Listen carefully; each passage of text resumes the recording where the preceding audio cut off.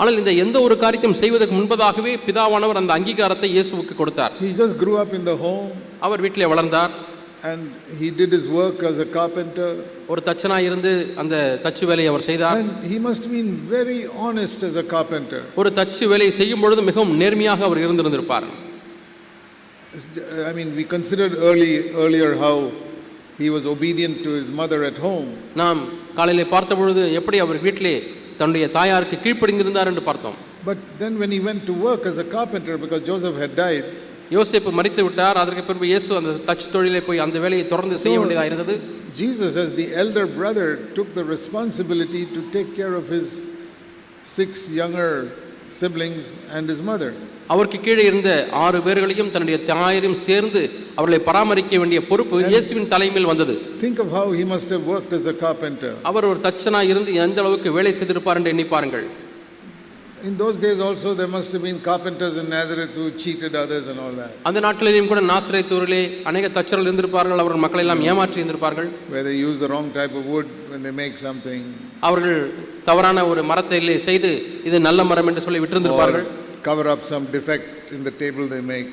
அல்லது இந்த மேஜையிலே ஒரு குறை இருக்குமானால் அதை எப்படியாவது பூசி மெழுகி அதை மறைத்து கொடுத்திருந்திருப்பார்கள். How do you think Jesus would have, if somebody ordered a table, how would Jesus make it? யாராவது இயேசுவினிடத்திலே போய் எனக்கு ஒரு மேஜை செய்து தாருங்கள் என்று கேட்டிருந்தால் இயேசு எப்படிப்பட்ட மேஜை செய்து கொடுத்திருப்பார்? He would definitely take a commission from, that means he can't sell it at the cost of the material. அவர் பொருள் வாங்கின அந்த விலைக்கே ஒரு மேஜை செய்து விற்க முடியாது. Then he won't get any profit to take care of his family. அப்படியானால் எப்படி லாபம் வராமல் தன்னுடைய குடும்பத்தை அவர் கவனித்திருந்திருக்க முடியும்? So to make a profit in your business is absolutely righteous. ஆகவே உங்களுடைய தொழிலிலே லாபம் சம்பாதிப்பது முற்றிலுமாய் நேர்மையான ஒரு விஷயம். When Jesus drove out the money changers in the temple for selling sheep and doves, அங்கே ஆடுகளையும் புறாக்களையும் விற்கிறவர்களை இயேசு தேவாலயத்திலிருந்து விரட்டி அடித்த பொழுது, it's not because they were selling it for a profit. அங்கே லாபத்துக்காக அவைகளை விற்றபடினாலே அல்ல. He was saying don't do that in the house of God. தேவனுடைய வீட்டுக்குள்ளாக அதை வந்து செய்ய வேண்டாம் என்று சொன்னார். Because Jesus never went to the marketplace in Jerusalem and drove out people there. அந்த எருசலேமில் உள்ள சந்தையிலே போய் அங்குள்ள புறா விற்கிறவர்களை மாடு விற்கிறவர்களை விரட்டவில்லை. It's perfectly righteous to make money doing business in the marketplace. ஆகவே சந்தை வெளியிலே போய் நீங்கள் தொழில் செய்து லாபம் சம்பாதிப்பது முற்றிலும் நியாயமான ஒன்று. But it's completely wrong to make business in the name of Christ in the church. சபைக்குள்ளே இருந்து இயேசுவின் நாமத்தை சொல்லிக்கொண்டு லாபம் சம்பாதிப்பது என்பது முற்றிலும் தவறு. That is why I don't believe that God can approve of so many pastors who make money today. ஆகவே இன்றைக்கு அதிகமாய் பணம் சம்பாதிக்கக்கூடிய இயேசுவின் நாமத்தினாலே சம்பாதிக்கக்கூடிய अनेक பாஸ்டர்மார்கள் தேவனால் அங்கீகரிக்கப்படுவார்கள் என்று நான் எண்ணுவதில்லை. Keep on telling people to give their money. பணத்தை கொடுங்கள் என்று பிரசங்கித்துக் கொண்டே இருக்கிறார்கள். And they become rich from the money of the poor people. ஏழை மக்களிடத்திலிருந்து பணத்தை சுரண்டி தாங்கள் பணக்காரர்களாய் மாறுகிறார்கள். Jesus will still use a whip to drive out such people from. அப்படிப்பட்ட மக்களை விரட்டி அடிப்பதற்கு இன்றைக்கும் இயேசு சாட்டை எடுத்து பயன்படுத்துவார். But to earn money in a righteous way is perfectly right. ஆகவே நீதியான விதத்திலே பணம் சம்பாதிப்பது மிகவும் நியாயமான ஒன்று. So if Jesus made a table, he would make some profit on it. That's how he has got to support his family. ஆகவே இயேசு ஒரு மேஜையை செய்திருந்தால் அதிலே ஒரு லாபம் சம்பாதித்திருப்பார். அப்படிதான் அவர் குடும்பத்தை அவர் கவனித்தார். The father saw all that during those 30 years and he said, I am well pleased with my son. பிதாவானவர் இதையெல்லாம் பார்த்தார். அந்த 30 வயதிலே என்னுடைய குமாரனிடத்திலே நான் மிகவும் பிரியமாக இருக்கிறேன் என்று சொன்னார். So if Jesus made a table and there was a slight defect in it, இயேசு ஒரு மேஜையை தயார் செய்கிறார். அதிலே ஏதோ ஒரு இடத்துல ஒரு பிளவு வந்து விட்டது அல்லது குறை வந்து விட்டது. He would tell the person he's selling it, there's a little defect here, so you can pay me less. ஆகவே அதை மேஜை வாங்க வந்திருக்கிற இடத்துல சொல்லியிருந்திருப்பார், இந்த மேஜையில இந்த ஒரு குறை இருக்கிறது, ஆகவே எனக்கு அந்த பணத்தை விட கொஞ்சம் குறைவாக நீங்கள் கொடுங்கள் என்று சொல்லி. He won't try to cover it up and cheat that person. அதை அப்படியே மெருகு பூசி அதை ஏமாற்றி விட்டிருந்திருக்க மாட்டார். These are the little things that people do in business to make money. பணத்தை சம்பாதிப்பதற்கு தொழிலிலே இப்படிப்பட்ட தவறுகள் எல்லாம் அநேகர் செய்கிறார்கள். Then you cannot get the approval of God. அவர்கள் எப்படி தேவனிடத்தில் அங்கீகாரத்தை பெற முடியும்? You can make your money but you can't get the approval of God. பணத்தை சம்பாதிக்கலாம், ஆனால் தேவனிடத்தில் அங்கீகாரத்தை பெற முடியாது. So in his younger days Jesus got the approval of God by obeying his mother and Joseph at home. ஆகவே இளம் நாட்களிலே வீட்டிலே குடும்பத்திலே யோசேப்பு மரியாளுக்கு கீழ்ப்படிந்திருந்து பிதாவுடைய அங்கீகாரத்தை பெற்றார். That is the first stage in our life also as we grow up in home under our parents. நம்முடைய பெற்றோர்களின் கீழே நாம் வளரும் பொழுது இதுதான் நம்முடைய முதல் பொறுப்பாய் இருக்கிறது. But the second stage is when we start working and earning our living. இரண்டாவது படி நாம் வேலை செய்து பணம் சம்பாதிக்கிறோமே அந்த இடத்துல வருகிறது. And there also we have to make sure that the father can say, I approve of this. அங்கேயும் கூட பிதாவானவர் நம்மை பார்த்து நான் இதை அங்கீகரிக்கிறேன் என்று சொல்ல வேண்டும். Because sometimes it is not black and white, சில சமயத்திலே business dealings. சில சமயத்திலே இந்த தொழில் ரீதியாக உள்ள அந்த பணப்புழக்கத்திலே கருப்பு வெள்ளை என்ற அப்படிப்படி வித்தியாசத்தை பார்க்க முடியாது. Sometimes it's just like a little gray color. It's not exactly black. அது கருப்பாகவும் இல்லை வெள்ளையாகவும் இல்லை, அது ஒரு விதமான சாம்பல் கலரில் இருக்கிறது. It's not 100% righteous. ஆனால் அது 100% நீதியாக இல்லை. Maybe it's 90% righteous. அது ஒருவேளை 90% நீதி உள்ளது. But 10% unrighteous. ஆனால் 10% அது அநீதியாக இருக்கிறது. Jesus would not do it. இயேசு அப்படி செய்ய மாட்டார். Then other carpenters will do it to make money. மற்ற தச்சு தொழில் செய்கிறவர்கள் பணம் சம்பாதிப்பதற்காக அப்படி செய்யலாம். Jesus would say, no, I cannot. ஆனால் இயேசு சொல்லுவார், நான் அப்படி செய்ய மாட்டேன். I remember one very godly man said this. ஒரு தேவபக்தியுள்ள மனிதர் இதை சொன்னது எனக்கு ஞாபகத்துக்கு வருகிறது. He said, my father was a businessman. என்னுடைய அப்பா ஒரு தொழில் அதிபர். But he could never make much money because he was so righteous in everything he did. அவர் செய்த ஒவ்வொரு காரியத்திலேயும் நேர்மையாக இருந்தபடினாலே அதிகமாக பணம் சம்பாதிக்க முடியவில்லை.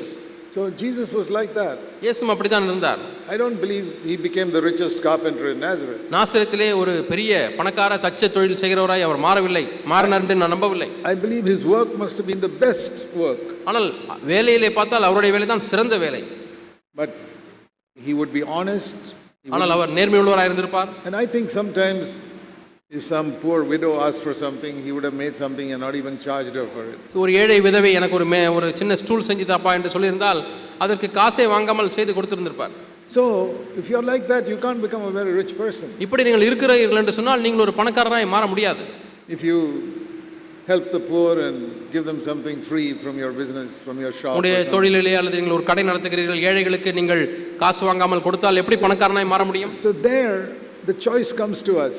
இங்கே நமக்கு ஒரு தெரிவு வருகிறது. Do I want to make money here or do I want to get the approval of God? இந்த இடத்திலே பணம் சம்பாதிப்பது எனக்கு முக்கியமாய் தோன்றுகிறதா அல்லது தேவனுடைய அங்கீகாரம் எனக்கு முக்கியமா? I want to say to you that choice will come to you many times in your life. உங்களுடைய வாழ்க்கையிலே பல முறைகள் இந்த ரெண்டு தெரிவுகளை நீங்கள் தேர்ந்தெடுப்பதற்கு நடத்தப்பட்டிருப்பீர்கள். Shall I make some profit here from some poor person? ஒரு ஏழை மனிதன் வருகிறார், அவரிடத்திலே அதிகமாய் லாபம் சம்பாதிக்கலாமா? Shall I get the approval of God? அல்லது எனக்கு தேவனுடைய அங்கீகாரம் தேவையா? And Jesus always said, I'm going to get my father's approval. எப்பொழுதுமே என்னுடைய தகப்பனுடைய அங்கீகாரத்தை நான் பெற்றுக்கொள்கிறேன் என்று தான் இயேசு நிலைப்பாடு எடுத்திருந்தார். So there again we can learn something from Jesus' life. ஆகவே இங்கேயும் கூட நாம் இயேசுவிடத்திலே ஒன்றை கற்றுக்கொள்ள முடியும். We should not think that it is wrong to make profit in business. ஆகவே நாம் தொழிலிலே பணம் சம்பாதிப்பதற்காக லாபம் சம்பாதிப்பதற்காக தவறை செய்யக்கூடாது. But it's 100% wrong to cheat anybody. யாரையாவது ஏமாற்றுவது என்பது 100% தவறு. It's all right if somebody cheats us. யாராவது நம்மை ஏமாற்றி விட்டால் பரவாயில்லை. Because I think all people who do business will discover that somebody has cheated them. ஆகவே தொழில் செய்கிறவர்களிலே எல்லாரும் ஒன்றை உணர்வார்கள், யாரோ ஒருவர் தங்களை ஏமாற்றி விட்டார். And I'm sure some people cheated Jesus also. இயேசுவும் கூட சில பேர் ஏமாற்றி இருந்திருப்பார்கள். But he never cheated anybody. ஆனால் இயேசுவாகவே யாரையும் ஏமாற்றவில்லை. That should be our testimony. இதுதான் நம்முடைய சாட்சியாக இருக்க வேண்டும். Yeah, some people have cheated me, but I have not cheated anybody. சில மக்கள் என்னையும் ஏமாற்றி இருக்கிறார்கள், ஆனால் நான் யாரையும் ஏமாற்றவில்லை. I have often felt that we have to be very careful that in our bank account there is not even 1 rupee that does not righteously belong to me. என்னுடைய வங்கி கணக்கிலே ₹1 கூட எனக்கு சொந்தமில்லாத ₹1 கூட இருக்க கூடாது என்பதிலே நான் முழு கவனம் செலுத்துகிறவனாய் இருந்தேன். There must be no money in our bank account which we did not earn with 100% righteousness. 100% நீதியாக செய்யாத தொழிலின் மூலமாய் வந்த இந்த பணமும் நம்முடைய வங்கி கணக்கில் இருக்கவே கூடாது. If we get like that money will be cursed. அப்படி நாம் சம்பாதிப்போம் என்று சொன்னால் அந்த பணம் ஒரு சாபமாக மாறும். See, I'll give you one example from the Old Testament. பழைய ஏற்பாட்டிலிருந்து நான் உங்களுக்கு ஒரு உதாரணத்தை சொல்கிறேன். You all know that story in 2 Kings chapter 5. 2 ராஜாக்கள் 5ஆம் அதிகாரம். That's the story of Naaman being healed. அங்கே நாகமான் குணமாக்கப்பட்டதை குறித்து நாம் வாசிக்கிறோம். Elisha told him to go to the river Jordan and யோர்தான் நதியிலே போய் நீ எழுதுற முழுக என்று சொல்லி அந்த எலிசா தீர்க்கதரிசி சொன்னார். And he was so happy when he was healed. அவன் சுகமான உடனே மிகவும் சந்தோஷமாக இருந்தான். And he came back to Elisha's little cottage. அங்கே அந்த நாமான் திரும்பவுமாய் அந்த எலிசாவுடைய அந்த வீட்டிற்கு வந்தார், ஒரு சிறிய வீட்டிற்கு வந்தார். That's in 2 Kings chapter 5. 2 ராஜாக்கள் 5ஆம் அதிகாரத்தில் நீங்கள் இதை குறித்து வாசிக்கலாம். 15ஆம் வசனம். He says in the last part to Elisha, please take a present from your servant now. அங்கே 15ஆம் வசனத்திலே வாசிக்கிறோம், கடைசி பகுதியிலே, இப்போதும் உமது அடியேன் கையிலே ஒரு காணிக்கையை வாங்கிக் கொள்ள வேண்டும் என்று சொல்கிறார். Take this gift. இந்த வெகுமதியை எடுத்துக்கொள்ளுங்கள். Elisha said no. எலிசா இல்லை என்று சொல்லிவிட்டார். I will take nothing. நான் ஒன்றையும் எடுத்துக்கொள்ள மாட்டேன். Because no, there's nothing wrong in a servant of God receiving a gift from somebody. ஒரு தேவனுடைய ஊழியர் ஒருவரிடத்திலிருந்து வெகுமதியை பெற்றுக்கொள்வதிலே தவறு ஒன்றுமில்லை. But this man is an unbeliever. ஆனால் இந்த ஒரு மனிதன் அவிசுவாசி. And we must never take anything from unbelievers. அவிசுவாசத்திலிருந்து ஒன்றையும் நாம் பெற்றுக்கொள்ள கூடாது. So Elisha said no, I will not take it. ஆகவே எலிசா நான் உதவியும் வாங்க மாட்டேன் என்று சொன்னார். Elisha was not doing any job. Elisha எந்த வேலையும் செய்யவில்லை. He was a prophet. அவர் ஒரு தீர்க்கதரிசி. How did he live? அவர் எப்படி பிழைக்க முடியும்? The Levites live from the tithes of other people. லேவியர்கள் மற்றவர்களிடமிருந்து வாங்கக்கூடிய தசம பாகத்தின் மூலமாக தாங்கள் பிழைத்தார்கள். How do the prophets live? They don't get tithes. தீர்க்கதரிசிகளுக்கு தசமபாகம் கிடையாது. அவர்கள் எப்படி வாழ்வார்கள்? They were not Levites. அவர்கள் லேவியர்கள் அல்ல. I think some people, some God-fearing people would have gone and given Elisha a gift now and then. இப்பொழுதும் அப்பொழுதுமாக தேவனுக்கு பயப்படக்கூடிய மக்கள் சில பேர் எலிசாவிடத்திலே போய் அவர்கள் வெகுமதியை காணிக்கையை கொடுத்திருப்பார்கள். Kanika is வெகுமதி. Okay, a gift. Kanika is a difficult word. Tamil வேதாமத்திலே காணிக்கை என்று போடப்பட்டிருக்கிறது, ஆனால் அது வெகுமதி. Kanika has got a lot of link with tithing, which I don't believe in. காணிக்கை என்ற அந்த வார்த்தைக்கு தசமபாகம் என்றெல்லாம் பொருள் வருகிறது. ஆகவே நான் காணிக்கை என்ற பதத்தை பயன்படுத்த மாட்டேன். People gave Jesus also gifts and he received it. இயேசுவுக்கும் கூட வெகுமதிகளை கொடுத்தார்கள், இயேசு அதை பெற்றுக்கொண்டார்.